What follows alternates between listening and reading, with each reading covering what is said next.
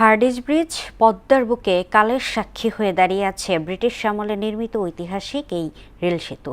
তৎকালীন ভারতের viceroy Lord হার্ডিঞ্জের নাম অনুসারে এর নামকরণ করা হয়। শত বছরের পুরনো ব্রিটিশ স্থাপনাটি আজও বহন করছে ইতিহাস, ঐতিহ্য ও মুক্তিযুদ্ধের স্মৃতি।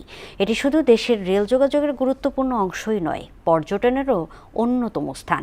মঞ্জুরুল ইসলাম খোকনের প্রতিবেদনে জানাচ্ছেন মাহমুদা হোসেন।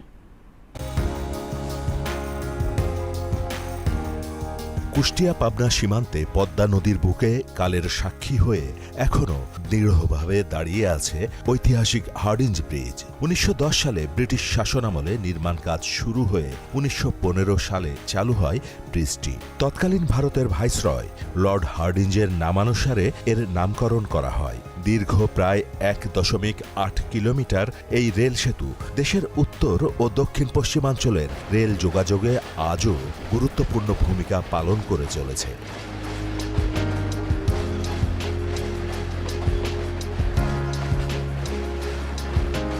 ‘৯৭১ সালে মুক্তিযুদ্ধের সময় পাকিস্তানি হানাদার বাহিনীর বোমা হামলায় ক্ষতিগ্রস্ত হয়েছিল ব্রিজটির একাংশ। সেই ধ্বংসযজ্ঞের স্মৃতি আজও বহন করে এখনও সচল রয়েছে ঐতিহাসিক এই স্থাপনাটি।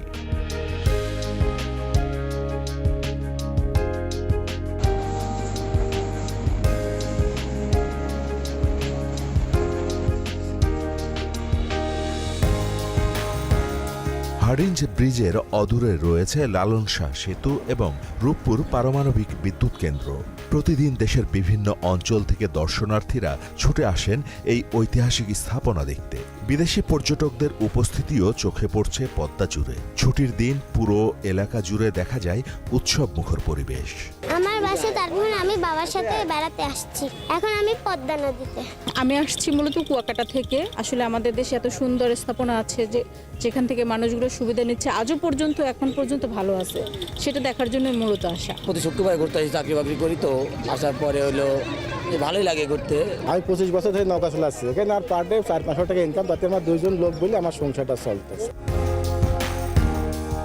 দর্শনার্থী ও পর্যটকদের কেন্দ্র করে হার্ডিঞ্জ ব্রিজের নিচে গড়ে উঠেছে অস্থায়ী দোকানপাট। আমাদের দোকান গত ৭-৮ বছর চলতেছে। এখন বহু দূর থেকে লোকজন আসে বেড়াতে মিল্লা। পরিবার সহ দূর দূরান্ত আসে, অনেক দূর থেকে লোক আসে দেখতে, ব্রিজ, হার্ডিঞ্জ ব্রিজ দেখতে, আণবিক দেখতে।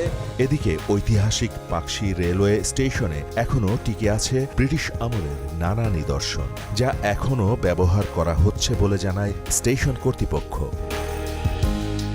স্টেশনটিতে এখনো ব্রিটিশ আমলে রেখে যাওয়া অনেক আসবাবপত্র রয়েছে, তার ভিতরে কিছু বেঞ্চ রয়েছে এবং একটি ফ্যান রয়েছে, যেটি এখনো চলমান আছে। এখনো পর্যন্ত কোনো মেরামত করার লাগেনি।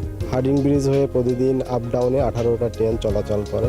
প্রমত্তা পদ্মার বুকে কালের সাক্ষী হয়ে দাঁড়িয়েছিল, আছে এবং থাকবে এমন আশা সবার। মাহমুদ হোসেন, মোহনা সংবাদ।